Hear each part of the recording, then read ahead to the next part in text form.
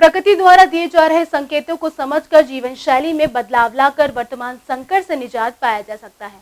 ये कहना था आगरा कॉलेज के शिक्षा संकाय द्वारा आयोजित सेमिनार में प्रोफेसर वीना शर्मा का। आगरा कॉलेज के शिक्षा संकाय में कोविड-19 के प्रभावों पर 2 दिवसीय सेमिनार का आयोजन किया गया। आगरा कॉलेज आगरा के शिक्षा संकाय द्वारा कोविड-19 का प्रभाव शिक्षा, स्वास्थ्य, समाज और अर्थव्यवस्था विषय पर आयोजित 2 दिवसीय सेमिनार के दूसरे दिन कार्यक्रम की रूपरेखा प्रस्तुत करते हुए विभाग अध्यक्ष डॉक्टर रमा सिसोदिया ने नैतिक मूल्यों के पतन पर प्रकाश डाला। वह वक्ता के तौर पर अपने विचार रखते हुए केंद्रीय हिंदी संस्थान की प्रोफेसर डॉक्टर वीणा शर्मा ने बताया कि संक्रमण के द्वारा प्रकृति हमेशा हमें संदेश देती रहती है कि भौतिकता की अंधी दौड़ ने हमारे पर्यावरण के साथ बहुत छेड़छाड़ की है। यदि अभी भी हम नहीं संभले तो अंत विनाशकारी होगा। हमें अपनी जीवन शैली में बदलाव लाकर प्रगति को संभालना होगा, वहीं जीवन मूल्यों को समझाना होगा, तभी हम वर्तमान संकट से छुटकारा पा सकते हैं। हमारे यहाँ रेजिस्टेंस पावर, प्रतिरोधक क्षमता काफी अधिक है और लोग औषधियों का प्रयोग अधिक से अधिक मात्रा में करते हैं। जो हमारी जड़ी बूटियां हैं वो लोगों को ज्यादा रेजिस्टेंस पावर प्रदान कर रही हैं और वो खुद को कोरोना से छुटकारा पाने में सहायक हो रही हैं। अब हमारे सारे लोग पुरानी संस्कृति की तरफ लौट रहे हैं। एमडीपीजी कॉलेज प्रतापगढ़ के प्राचार्य डॉक्टर विनोद शुक्ला ने बताया कि संकट से उभरने के लिए हमें अपने प्राचीन प्रतिमानों, सांस्कृतिक मूल्यों से पीछे छुपे वैज्ञानिक तथ्यों को ध्यान में रखकर नई जीवन शैली अपनाना होगा। वर्तमान समय शिक्षा के लिए बहुत संकट की घड़ी है, जिसके लिए हमें ऑनलाइन शिक्षा व परंपरागत शिक्षा में समन्वय स्थापित कर आगे बढ़ना होगा। इसी क्रम में आगे विचार प्रस्तुत करते हुए आरपीएस कॉलेज आगरा के शिक्षा विभाग के विभागाध्यक्ष डॉक्टर विनोद कुमार ने शिक्षा के दार्शनिक पहलू पर प्रकाश डाला। उन्होंने बताया कि यदि कोई समस्या आती है तो उसका समाधान भी होता है। मनुष्य ईश्वर की सर्वश्रेष्ठ रचना है जो इसका समाधान निकालने में सक्षम है। शिक्षा के द्वारा आध्यात्मिक विकास, योग, व्यायाम, सकारात्मक सोच, आत्मशक्ति का विकास इस संकट से निजात दिलाएगा। साथ ही प्रकृति के साथ संतुलन बनाए रखना होगा। और जीवन की वास्तविकता की उन्होंने बात की।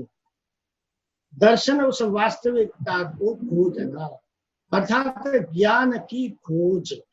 फिलोसफी का शाब्दिक अर्थ भी है लव ऑफ विजडम, ज्ञान से प्रेम।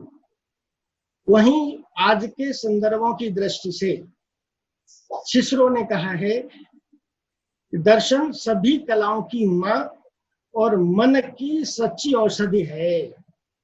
देखिए, सभी कला अर्थात हमारी भारतीय ज्ञान विरासत में तो 64 कलाओं की बात की है,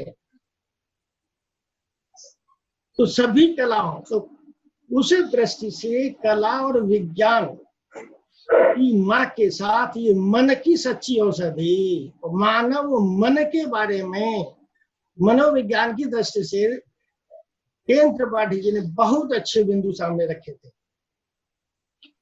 लेकिन जब हम ज्ञान और विज्ञान की बात करते हैं तो फिर ये कहा कि philosophy is the science of science, दर्शन ज्ञान का विज्ञान है।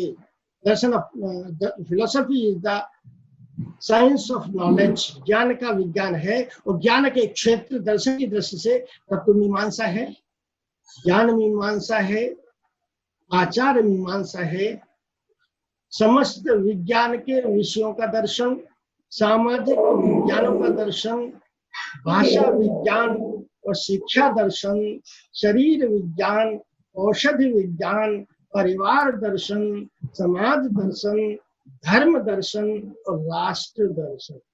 वहीं इस अवसर पर कहा गया कि बेरोजगारी दर में 26% की कमी आई है, फिर भी हमारा कृषि क्षेत्र अभी पूर्ण रूप से सुरक्षित है।